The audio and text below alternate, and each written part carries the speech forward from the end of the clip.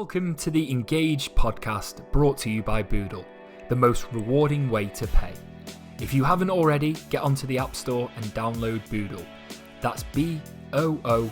The Engage podcast is where we speak to some of the most inspiring entrepreneurs and business leaders. In today's episode, we are joined by the highly successful entrepreneur Aaron Chatterley, who is one of the co-founders of FeelUnique, which he sold to Sephora in 2021 for £132 million. Aaron has a fantastic story where he shares some of the highs and lows from growing a self-funded startup to one of the most recognisable brands in the beauty space, which was finally acquired by Sephora. He had previously built, grew and sold a web design agency prior to starting FeelUnique. Aaron has now gone on to found another beauty brand called Indu. He has found a niche in the teenage beauty market and is due to launch this year. Thanks for joining us on the show, Aaron.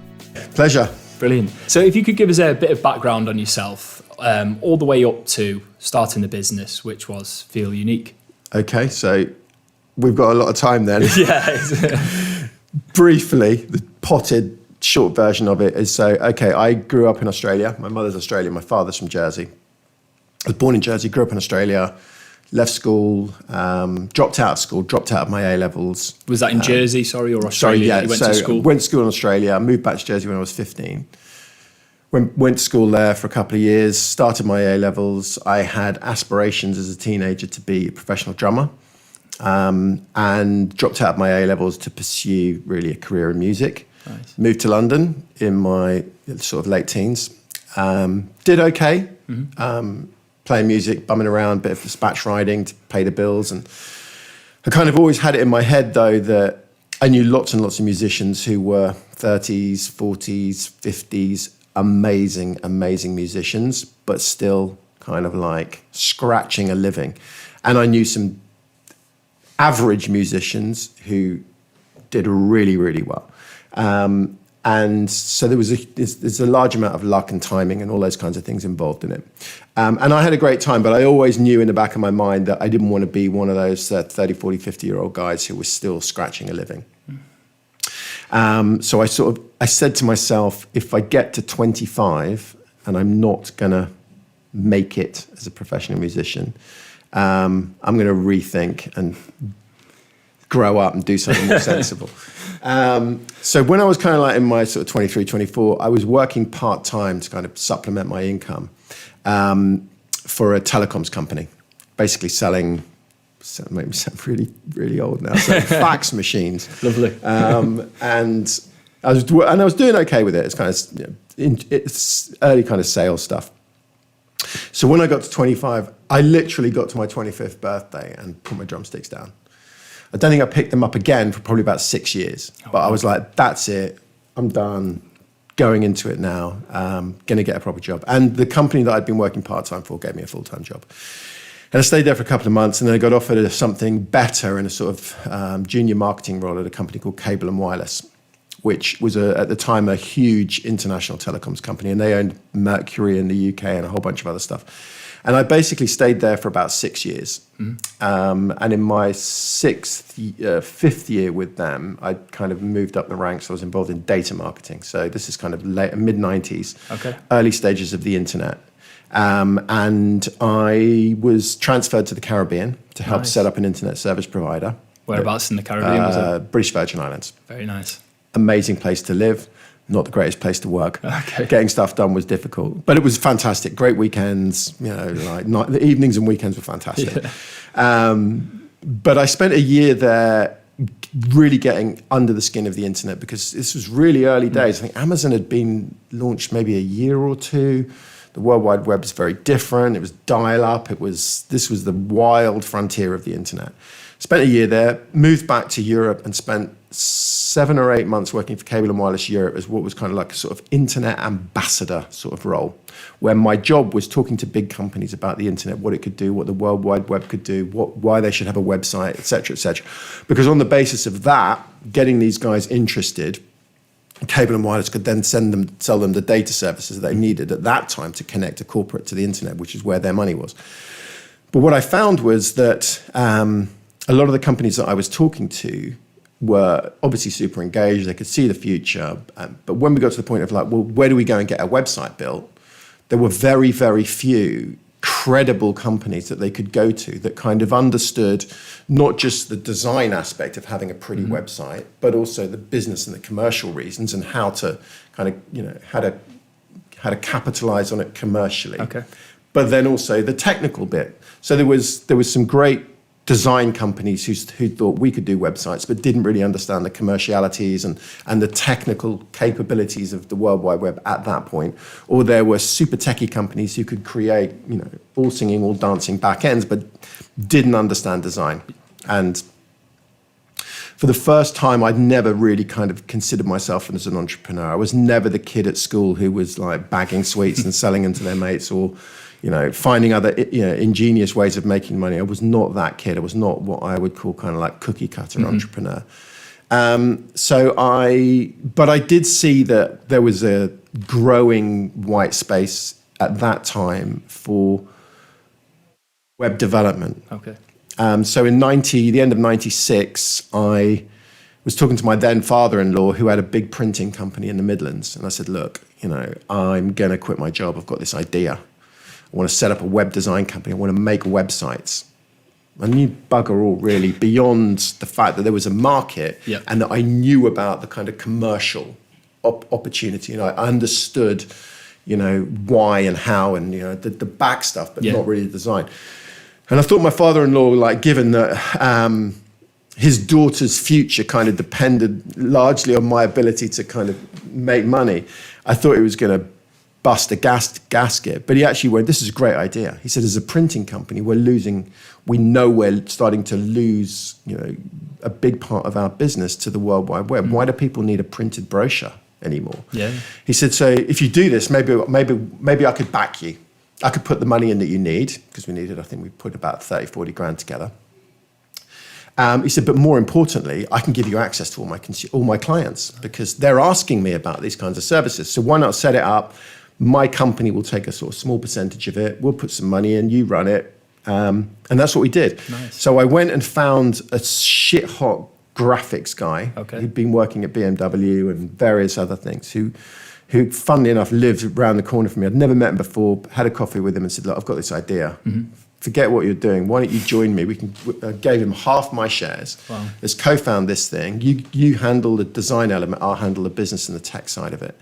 And we did, and we started this company, and we got instant access to a bunch of fantastic consumers through my father-in-law's company. So we were working with people like Sky Television, Amtico Flooring, Jaguar Land Rover. We had an amazing portfolio of clients very, very quickly. Wow. So we built the company up. I think within 3 years we would we were turning over north of $1 million, making money, about 20 employees. Wow. And it was at a time when everybody wanted that. That was a hot asset, web development. So we got approached by a LSE listed software company in April of 2000 who wanted to buy us. And 2 months later, we'd been through due diligence. Deal was done very quickly, and we sold them the company in June 2000. Wow. I think total consideration was about $6.5 million. It was kind of 3/4 cash, 3/4 stock. And we had shareholders, and there was a couple of us, and we'd given some equity to employees. But basically, we exited the business in June 2000. And if you know your internet history, just before July 2000 is when the whole thing went to shit. .com crash. And it was, we were a development company, so we weren't kind of like a boo.com, but it still would have had a huge impact on the value of the business had we. But it was completely by luck rather than judgment. If you don't mind me asking, why did you decide to sell? What was the rationale and reason? Because we were 29, dollar signs. Fairly skinned. Someone was about to give us like 4 million quid in cash, and we were going to split between a couple of us, and obviously our major shareholders. But also at the time, we thought it would be quite useful to be part of a bigger organization. We can scale the business more quickly. They'll invest money. It was a little bit more than just small elements. But in all honesty, it played a part of it. I'd come from nothing. My single parent family in Australia. I lived in a shitty part of Sydney. So the opportunity to get a reasonable paycheck was quite enticing. Very enticing at 29. And I then had this kind of 4-year earn-out because we realized very, very quickly post-sale that it wasn't for us to be part of this organization, which was a very traditional software company. So we negotiated an exit, but it meant that I was on a 4-year earn-out, which meant I couldn't start another company in the internet for 4 years. It was pretty tight. It was overly restrictive. Yeah, it was horribly restrictive. But it was fine because it didn't have a lot of overheads. We didn't have kids. I was doing some other stuff. I was doing some consulting with a couple of people, which I was able to do. I'd been a kind of a resident expert on a Sky TV panel show about technology. So I was comfortable. Yeah. But me and my ex-wife decided to move back to Jersey in 2004. Okay, so where were you running the business from? Sorry, in Oxford. In Oxford, yeah. Brilliant. So moved back to Jersey, and we split up soon after moving back. We didn't have children, so it was relatively amenable. No divorces, great, even the best of them. And then in 2004, my earn-out was kind of, the horizon was near. Okay. I could start something at the beginning of 2005. So as I was starting to get ready to do something again, because I wanted to start another business, I think having been a founder and exited and made a bit of money, I was unemployable. I mean, I wasn't unemployable, but I was unemployable, if that makes sense. I'm sure my skills would have been useful, but I couldn't see myself working for a bigger organization, having had that freedom for 4 or 5 years.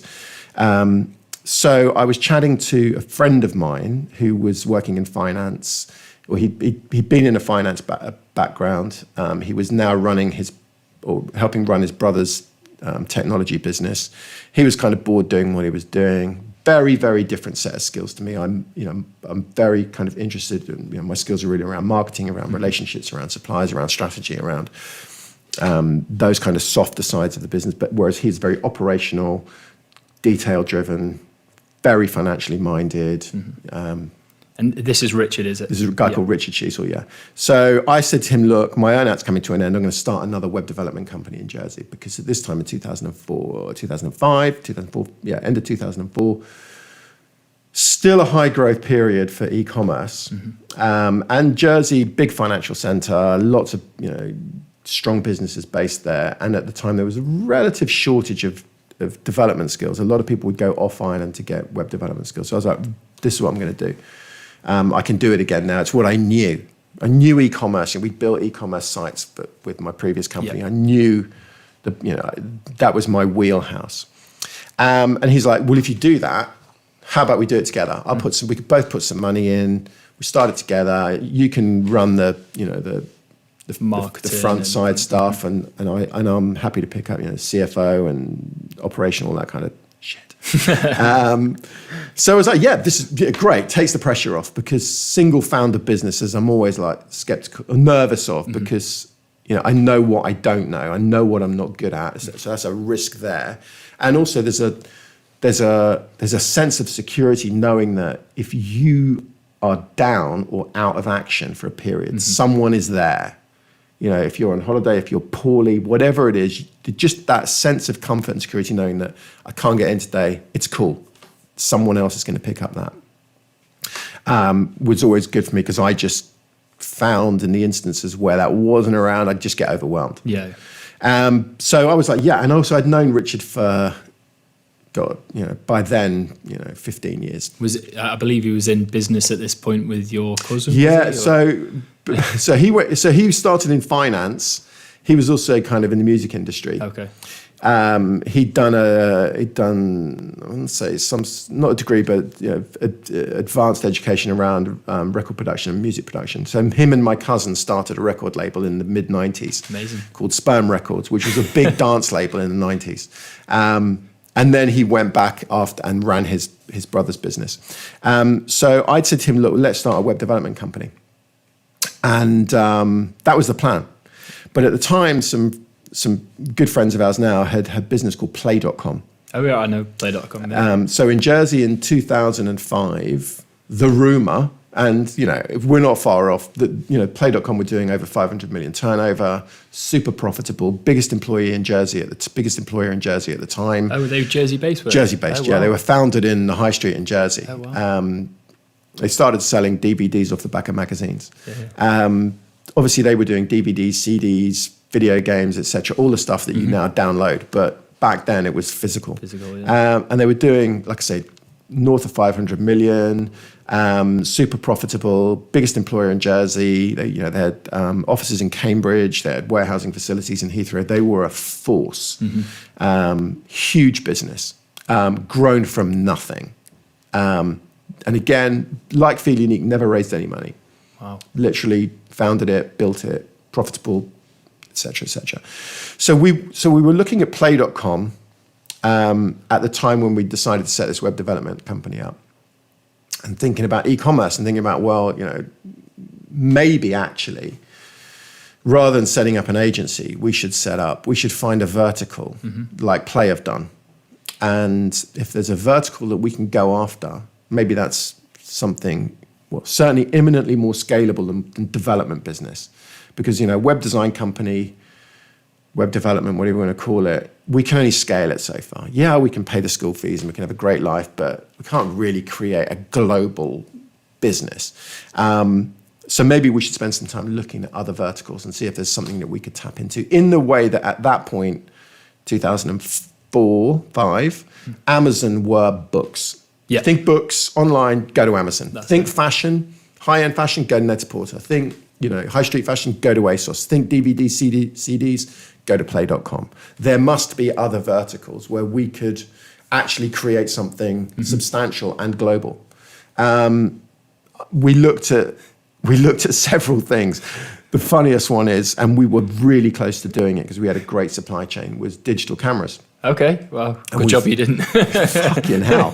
But we were close. And at the time, everyone had digital cameras. Yeah. No one has them now, apart from professional photographers and geeks. But it was a thing. And we had a great supply chain. A good friend of ours was an import-export business that basically he had access to a whole bunch of stock. And we were close to doing it.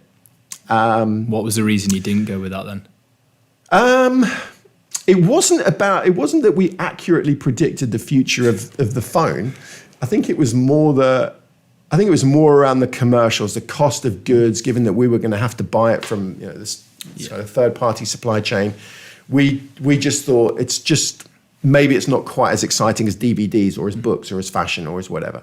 So we looked at a few other things, and then one day I had this brainwave when I had a terrible hangover in Dublin Airport, and somebody sold me some moisturizer, which, shamedly, given my recent background for the last 17 years, I hadn't really used a lot of skincare products when I was 30 years old. And she sold me at the right point in time. I was vulnerable in an airport, hungover with dry skin. And I remember sitting on the plane on the way back to Jersey, and I'd had loads of ideas over the previous several months. And I'd always get the idea, ring Richard up and go, I've got it. And we'd talk about it, and he's not negative, but he's very good at seeing the less positive side, let's say. Pragmatic, yes. I'm going to use that. So I remember sitting on the plane going, actually, this moisturizer stuff, this is a thing. I get it. I'm going to want more of this because actually I can kind of feel and see the benefits. And I remember thinking, Clinique moisturizer, Clinique M lotion it was, thinking, shit, where am I going to get this from? I'm going to have to go to a department store. I'm going to have to face that intimidation of being, like a guy walking into a very feminine space at that point in time, in mid 2000s. Clinique, white lab coats, very often back then fashionable. Don't cancel me, but orange faces. A lot of self-tan going on. It's like, this is what I'm going to have to be exposed to every time I want to go and buy a moisturizer. And that's when I had that moment sitting on the plane, and I was like, I wonder if I can buy it online somewhere. And I was like, I don't know the answer to that. If it was a book, I know I need a book, go to Amazon. I need clothes, go to ASOS, go to Net-a-Porter. I need a DVD. There's no household name that I'm aware of where you go and buy beauty products online. So I was thinking, that's quite interesting. So anyway, I get off the plane, quick play on my phone. There wasn't really anything out there. Yeah. Phoned up Richard and went, I think I got it. And he's like, okay, go on then. And I was like, beauty products. We need to sell beauty products online. And he said, And then I can't remember, we spoke again a couple of hours later when I got home, and he goes, actually, I think you might have it this time. And that was the germination of the idea. And then from there, we kind of, put together, I think we put in about 35 grand each. Yeah. We did a lot of product market fit work, researched over the next couple of months. Wasn't a lot. There was competition, but nobody really doing a kind of completely holistic range, i.e.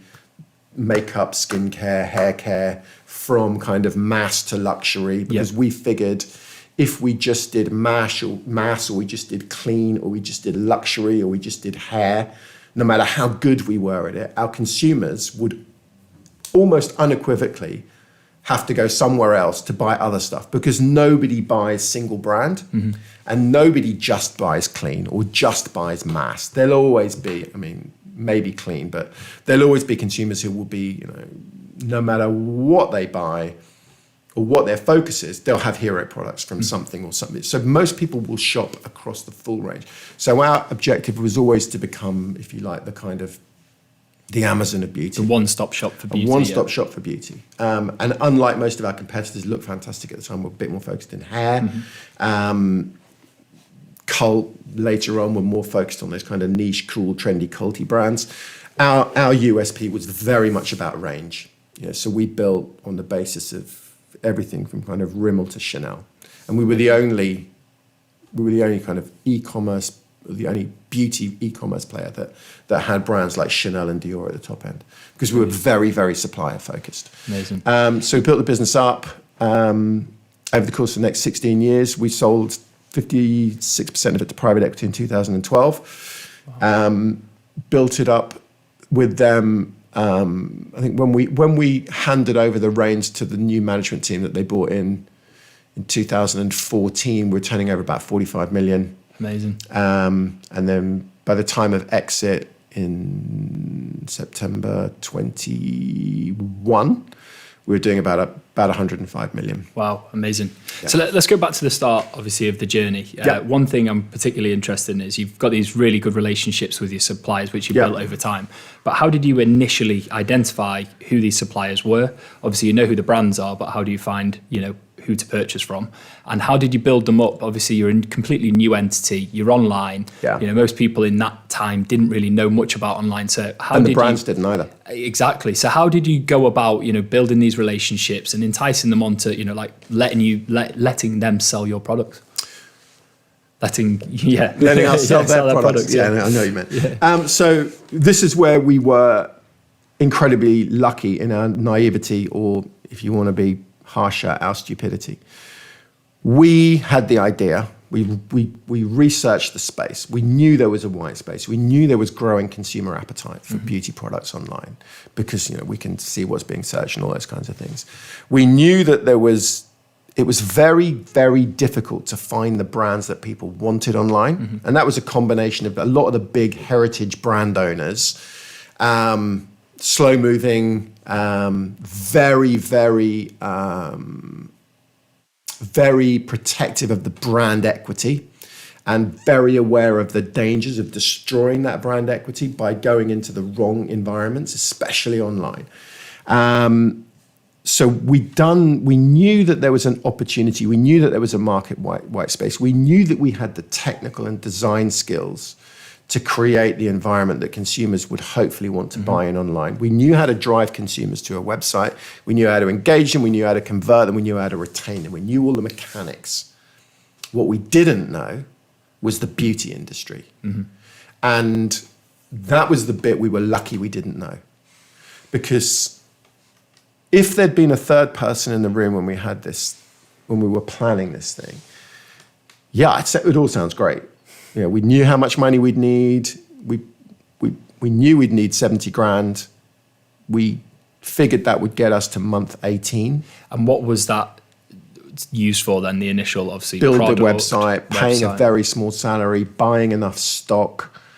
Because we kind of we'd been able to get hold of price lists. We kind of knew what stock costs were. We knew about and also digital marketing back then was way cheaper than it is now. Yeah. Acquisition costs were minimal because there was very little competition. And a lot of it was around price comparison and stuff like that. So we knew that 70 grand would get us to month 18 and then we'd be profitable. It actually got us to month 17. So we were pretty close. Wow. Again, a lot of luck involved as well. But, that's the reality of it. We're profitable from that point forward and never raised any money. But what we didn't understand was the beauty industry. And what we really didn't understand was this thing called selective distribution in Europe, which meant that the big brands, the big beauty brands, didn't have to supply anyone. And they only have to supply you if you have a physical presence, basically, So that's why historically, brand like Chanel or Estee Lauder, you're only going to be able to buy it in Selfridges, Harrods, Debenhams, John Lewis, because they have physical space, they have consultants. The brand the brand basically lives in that environment.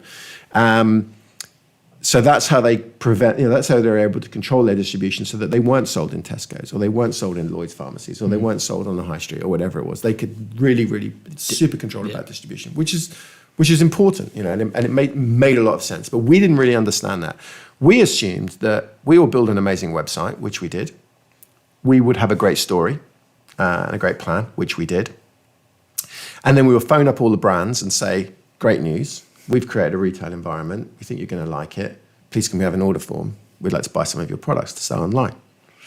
And had a list of about 100 brands that we got and products that we wanted from friends and families and girlfriends and friends, girlfriends and wives, et cetera, et cetera. So we've done a lot of research about what people wanted. And then I started this program of outreach to the brands. And let's say there was probably like 100 or so on there initially. And 20 or 30 obvious ones, very obvious ones, Lancôme, Estée Lauder, Yves Saint Laurent, Chanel, Dior, et cetera, et cetera, et cetera. Getting through to the commercial directors, all these people, hard work. I can imagine. Every single one of them told us to fuck off. And in varying degrees of humility to humor and just are you insane? But some didn't. We got a couple of small brands like L'Oréal Paris and Nivea, nice. and some cool, kind of trendy brands that were trying to find new environments and trying to find breakthrough environments and, a bit more progressive, kind of younger brands. Nice. But we were never going to create the Net-a-Porter of beauty or the Amazon of beauty by just having these kind of niche challenger mass. We needed the brands that were kind of 40% of the market. So we obviously they all told us to get stuffed. So what we then did is we luckily hit upon the grey market. Okay. Which is alternative supply chain. It's not black market, so the products are legitimate. They're within date. There's nothing illegal about it, but we're not buying it directly from the brands. We're buying it from third-party suppliers, which the product has originally come from the brands, but it's made its way through all sorts of dubious channels and people overbuying. And actually, often very, very cheap. Okay. But what happens, I think, in a lot of cases back then, a lot of distributors and retailers were under pressure from the brands, so they have to overbuy, and then at the end of the year, they've got to do something with this stock. And it ends up in the hands of these great big wholesalers and distributors around Europe. So we found 2 or 3 of these distributors that basically had everything we wanted, literally everything. The difficulty was one of them wouldn't have everything. So we worked with maybe 3 or 4 of these wholesale suppliers. But in the very early days, we found one specific one that had most of what we wanted. So we took their price list and we uploaded every single product onto our website. And we got the imagery from various places on the internet. And so we had a full range. We had Chanel, we had Dior, we had everything we wanted. All these fragrance brands, makeup brands. We had a full portfolio of products presented in an environment which stood out from our competitors. It wasn't Strawberry Net. It wasn't run out of Hong Kong. It wasn't. This was a legitimate, great-looking beauty website. So what we did was the agreement that we had with the distributor was because we kind of sold them this vision that we were going to create something massive. They were super amenable and they allowed us to order a minimum of 1 item. And they did it on the basis that if we paid them, I think it was 30 quid, the overnight shipping cost, if we ordered by 4 o'clock that evening, they would ship the product overnight to us in Jersey. Wow. So what we did was we listed all the products and we put everything on all the price comparison sites. And back then, it was very much around Google Shopping, shopping.com. There was Shopzilla. There was all these price comparison sites. Yeah. And we would get an order during the day, say for a Clinique M lotion. What we would do is, so we'd get, in the very early days, we'd maybe get 3 or 4 orders in the day. 4 o'clock, we phone up our guys and go, right, we want 2 Clinique M lotions. We want, we might have sold an Estee Lauder Night Repair 50 mil. We want 2 Estee Lauder Night Repair 50 mils. We place this order. The next morning, a box would arrive with 2 of everything that we bought. We put 1 in a box and send it to the customer, and put the other one on the shelf. Nice. Because we figured somebody likes it, so there must be a market for it. If we do a good job, that person's going to run out, so at least they're going to come back. But actually, it just exploded. Wow. Like, it just went insane. Our growth in the early years was exponential. And we basically grew the business for the first couple of years like that. I mean, it got to the point where we were no longer buying 2. We'd go, right, we sold 7 of this product this week, let's buy 30. Yeah. We always tried to have kind of like 6 weeks stock of every line. Mm-hmm. And we started in an office which was 20 feet by 40 feet. Half of it was like a warehouse where we just constantly buying racking. I've seen the picture on LinkedIn. Yeah. And we're constantly buying. That was really early. That was the early days. You see it later on. There's all this racking. We could barely move in there. And then we eventually had to go and get a more commercial warehouse. But what happened was we built the business so quickly, so fast. We were buying products cheaper. We were selling products cheaper than ultimately, when we went to the brands directly, we were buying it for. So we had a massive price advantage. And there were a few hero products where we were able to build the business off the back of, because we could undercut anybody by like 50p on this one particular product. I won't name it. And it just drove so much traffic. Amazing. And we were growing really quickly. The brands hated us. We were pirates, in fairness. But within about 18 months, 2 years, we knew that we could create an amazing business just doing what we were doing. But the supply chain was so difficult, because by then we were arbitraging between 3 or 4 different distributors to get better range, to get better pricing. It's like this one, and the buying process was becoming incredibly complex and incredibly difficult. And also, we weren't getting often new launches. Okay. We weren't getting gifts for purchase. There was a lot we were losing out on, but we were still smashing it. But we realized that in order to create the Net-a-Porter of beauty, we had to legitimize the business. We had to work directly with the brands. So we started a huge outreach program, and I got in touch with the general managers, the CEOs, the really senior people at all the biggest brands, thinking they were all going to tell me to piss off. And I basically said, look, I'd like to come and talk to you about what we're doing, share our plans with you. I know that we're a pain in the ass. We don't want to be. We want to legitimize our business. We want to change the way we work. What year was this? Sorry, this was about 2006, 7. 2006. So you've been doing it for 18 months, 2 years, yeah.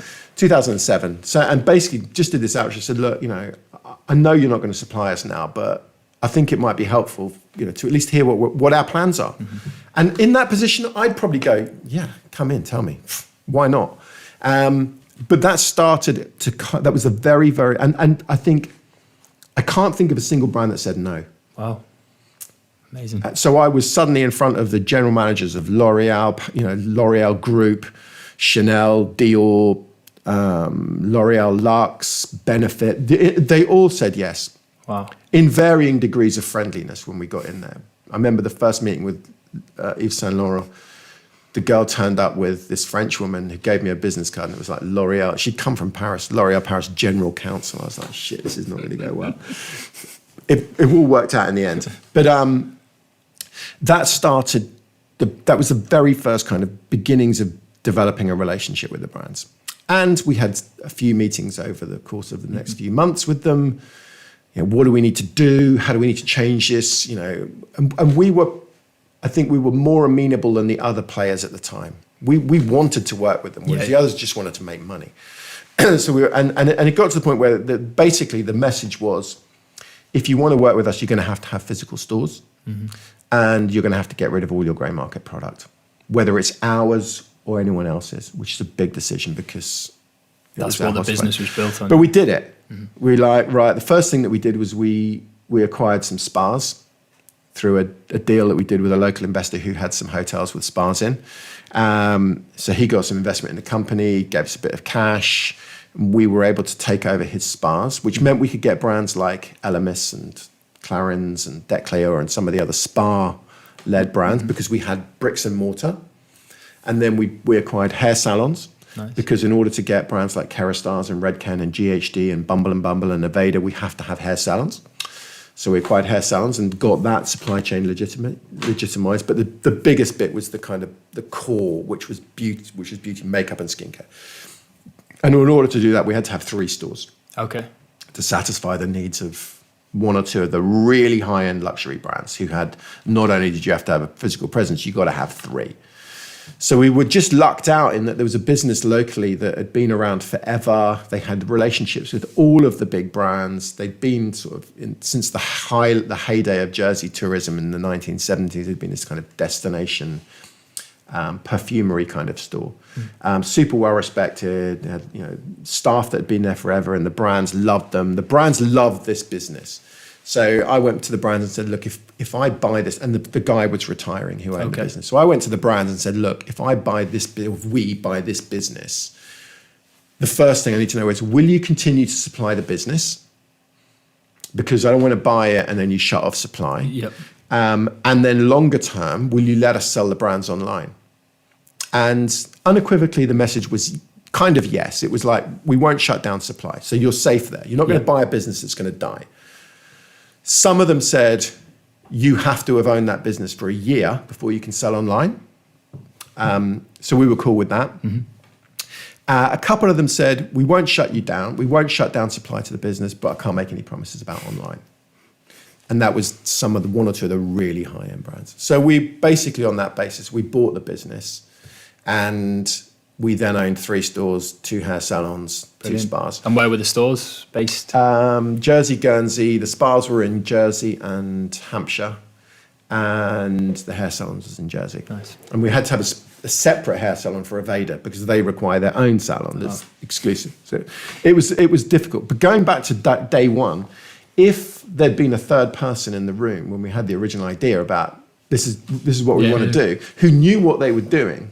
This is back to the kind of product. We knew the product market fit, but our naivety was was our lucky stroke. If that person had said, this is a great idea, however, it's going to take you 4 years to get Clarins. It's going to take you 9 years to get Chanel. It's going to take you 5 years to get Benefit. It's going to take you 8 years to get any of the Estee Lauder companies. And by the way, you're going to have to buy hair salons, you're going to have to buy spas, and you're going to have to buy at least 3 physical stores. We'd have gone, that bollocks, that's not for us. Back to the camera idea. Back to the cameras. Yeah, thank God we didn't. So yeah, your point about naivety was spot on. Yeah. Brilliant, amazing. This podcast is brought to you by Boodle, the cardless payment solution which offers significantly reduced fees, instant settlement of funds, and eradicates fraud and chargebacks. Boodle can sit on your e-commerce checkout as an alternative payment solution, or can offer clients a fully customized payment portal to send out payment links. What's better is that Boodle rewards customers with redeemable points every time they check out. If you haven't already, get onto the App Store and download Boodle now. So talk to us about the growth between starting the business to, I believe it's 2011-12, was it, when you first took on private equity? What was the decision before taking on that investment for the business then? So we were profitable. Yeah. I think in 2010-11, we started to get a huge amount of inbound interest in the company strategically.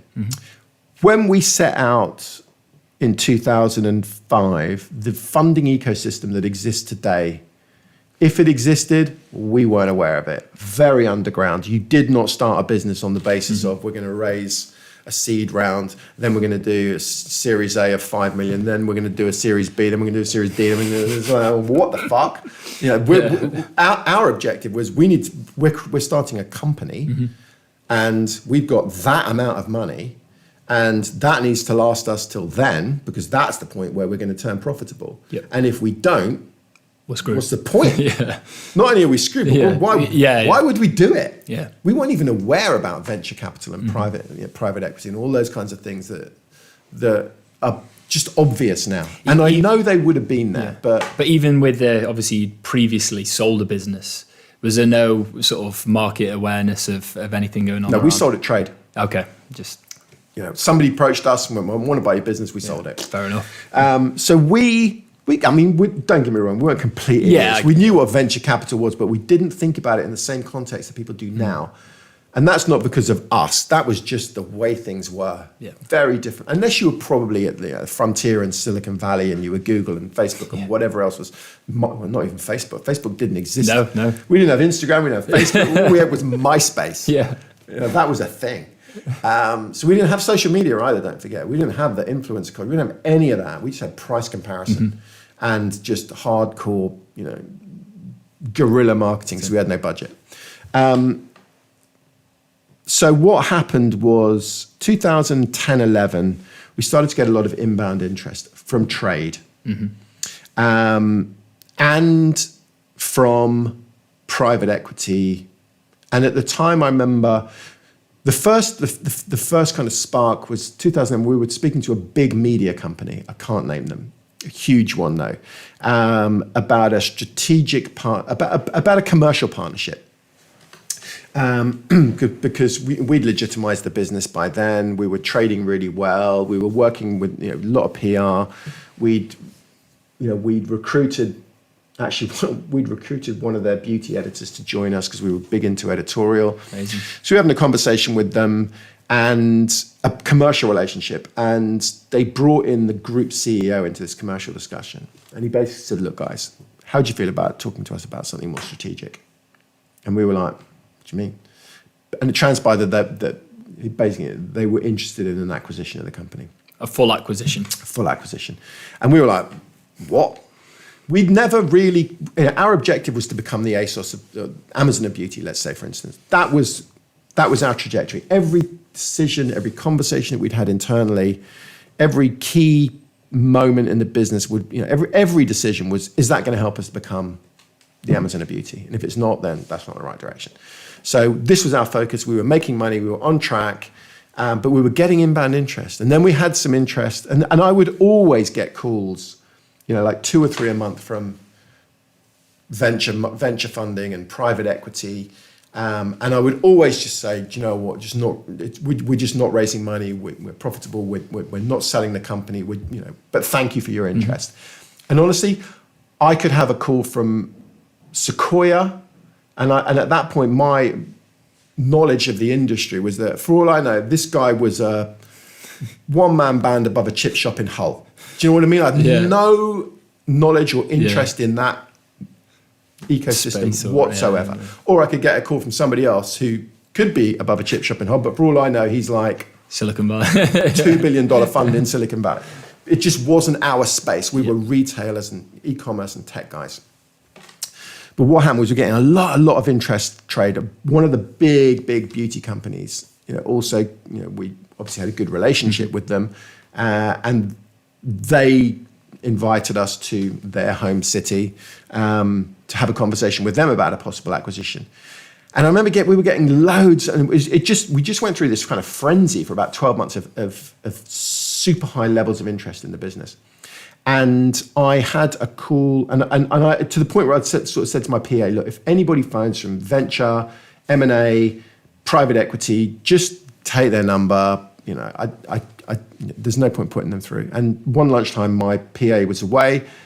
Her phone rang. I answered it, and it was this guy goes, I'm kind of interested in talking about M&A. And I was like, do you know what?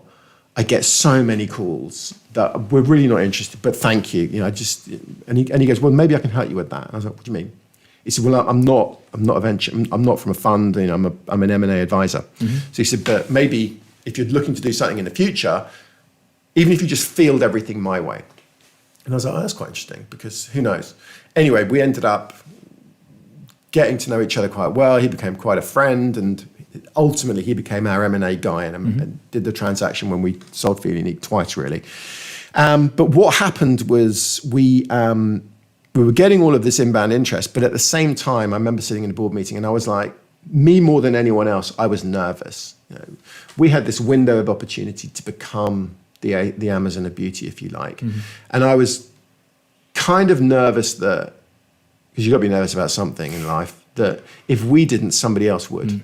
Maybe Amazon would become the Amazon of beauty, or ASOS would become the ASOS of beauty, or Boots would get their act together online, or Debenhams would get their act together, or Look Fantastic would get better, or, there was just all this threat from everywhere. And I know it's not a winner-takes-all game, but it was a concern. Okay.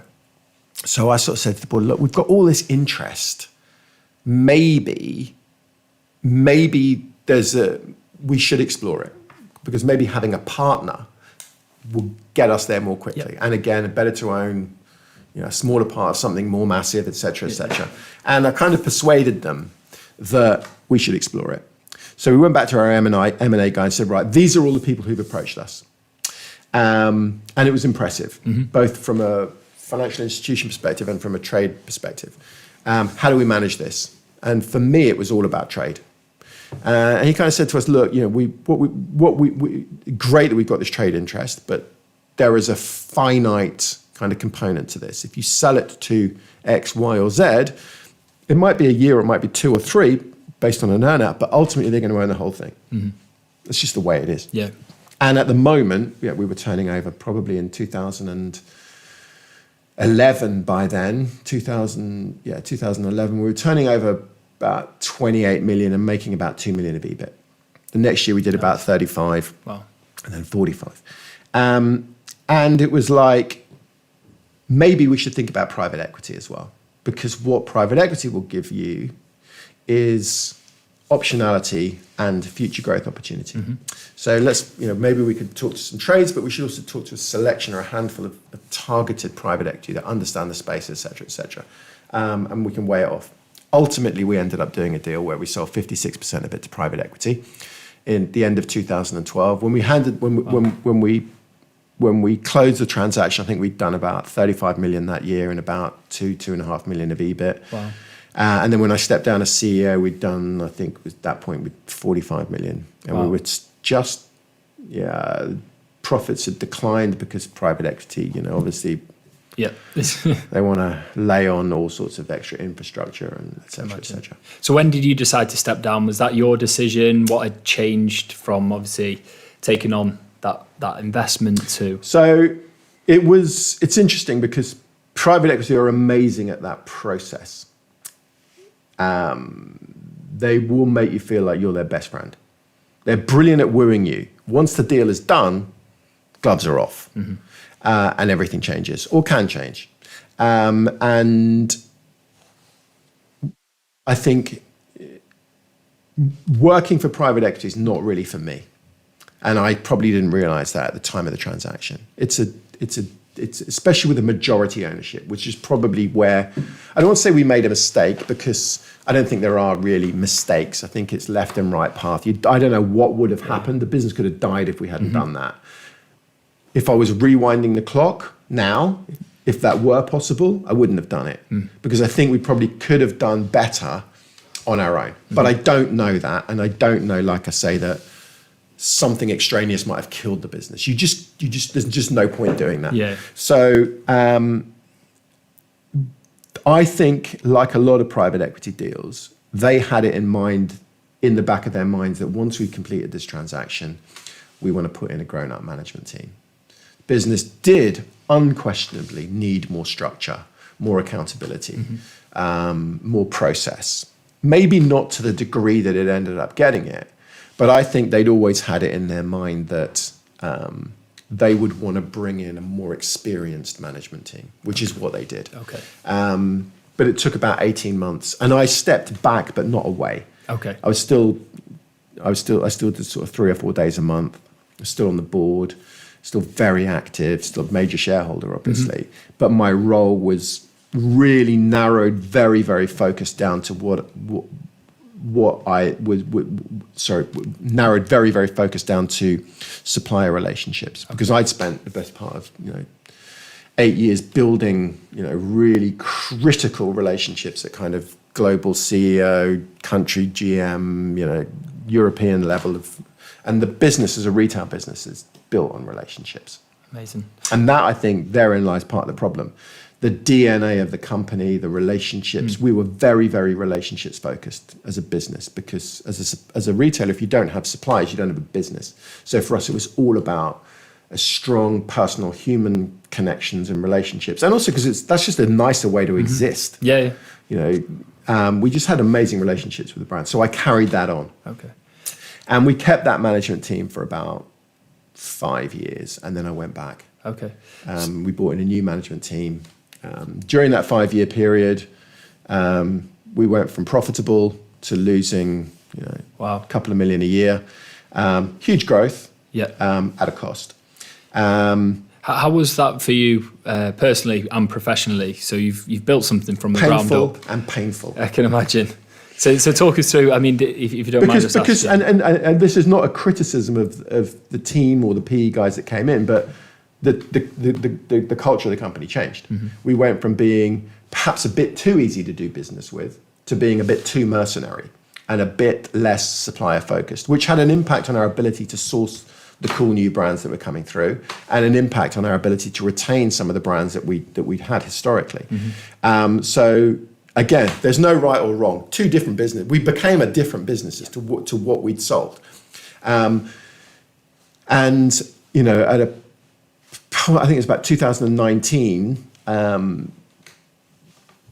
There was a change of management, let's call it a change of management.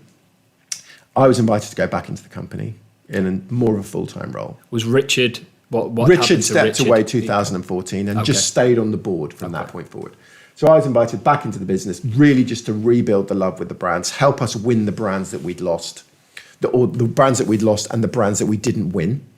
And we also brought in a new chief exec in the form of a girl called Sarah Miles, a woman called Sarah Miles, who had come from an e-commerce background rather than a brand background. So she really understood luxury. She'd been at Diageo. She'd been head of Amazon Fashion for 4 or 5 years. She really got e-commerce and was very, very supplier friendly and supplier focused.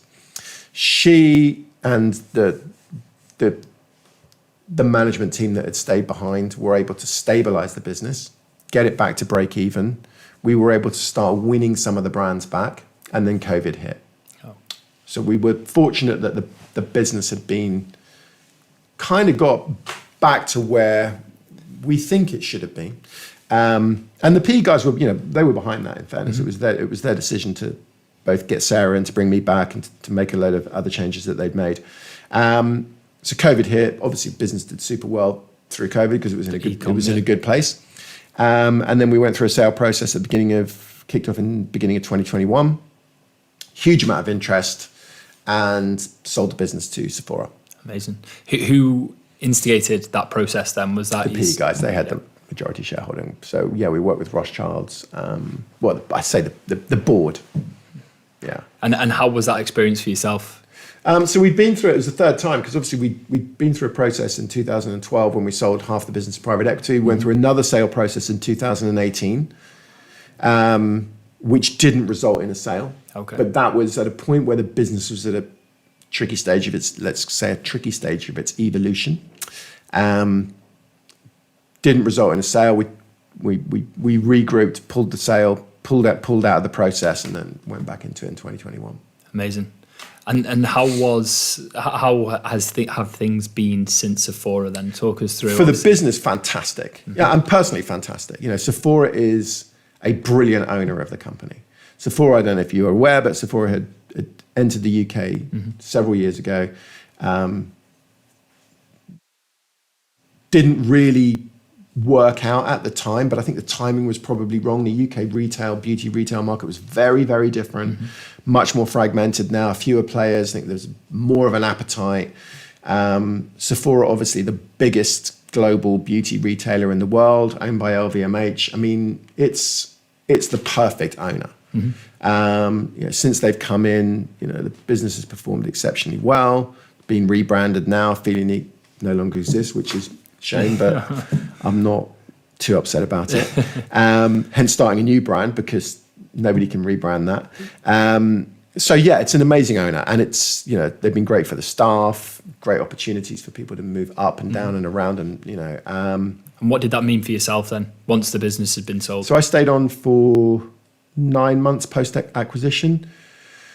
It wasn't for me to stay on longer than that, because again, having been a founder, entrepreneur, I don't think I could have slotted into an organization as big as Sephora.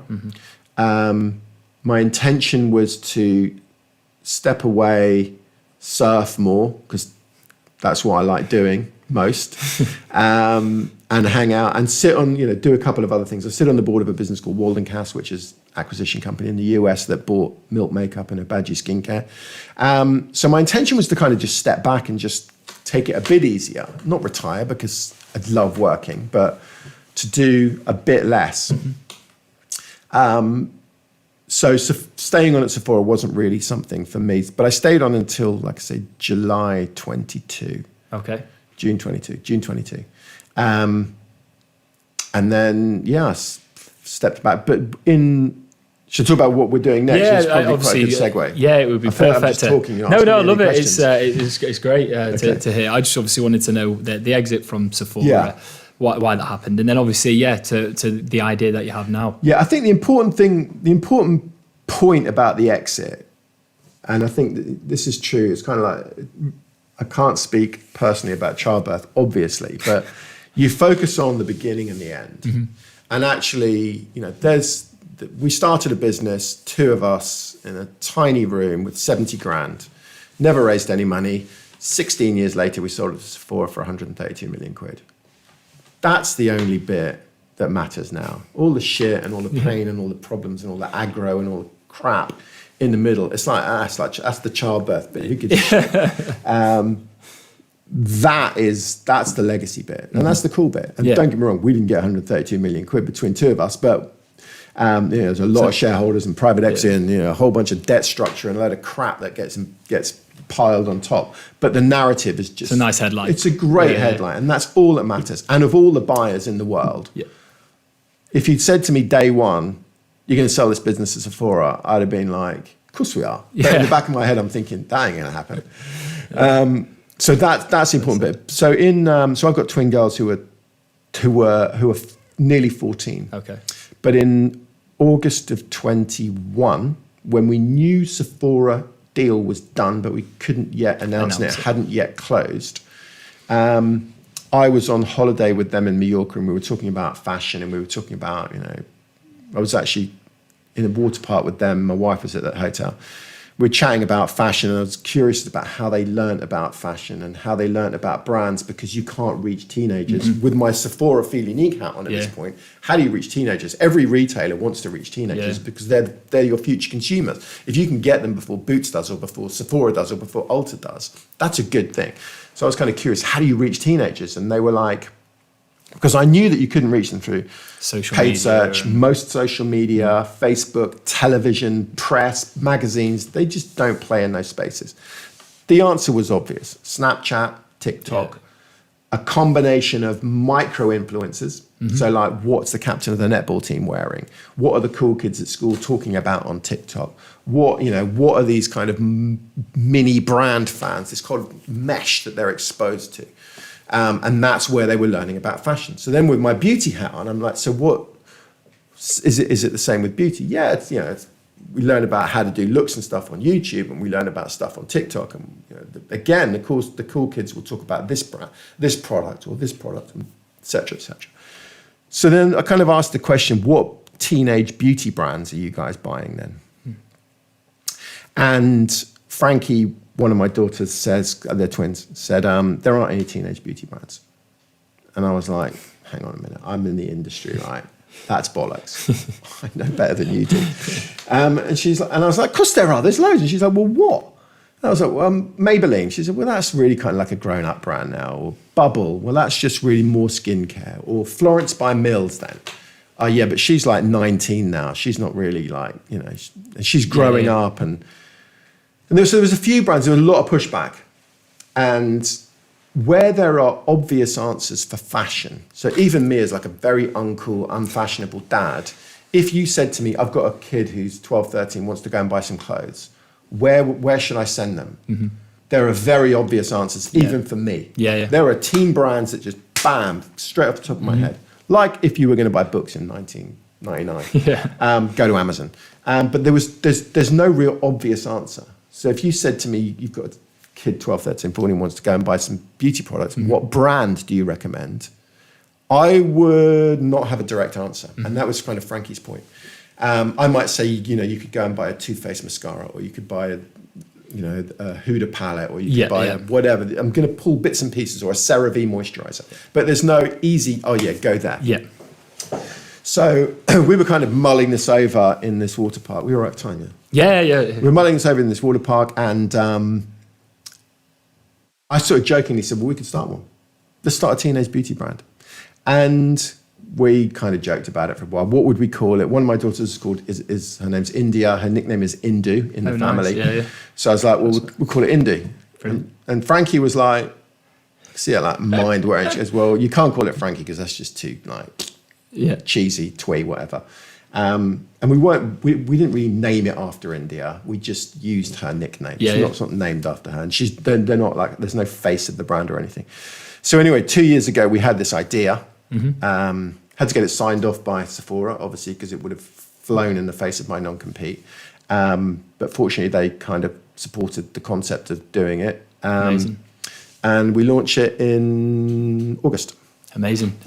And can you give us a bit of an indication of what products are going to be launched? So it's a holistic makeup and skincare brand for teenagers. So I think it's about 24 products in total, mixed between skincare and makeup. The skincare, I think the point of difference really is that it's a brand that's been created with teenagers. The first thing we did was we worked with a specialist agency, gave us access to a cohort of 2,000 kids across the US and the UK. So they were involved in the very, very early research. What do kids want? What do they need? What colors, smells, textures? What music do they listen to? Fashion. This whole amount of data that kind of went into the creation of the brand identity and the original product mix. And then from there, we created a committee of 120 now. Wow. Teens who we engage regularly, like weekly on Geneva. Who have, they've been involved in the whole product development process. They get products to test and feedback, and so it's been very authentically created with the people who created. Skincare has been created with the people who created a lot of LMS's products. Okay, well. The makeup's been created similarly.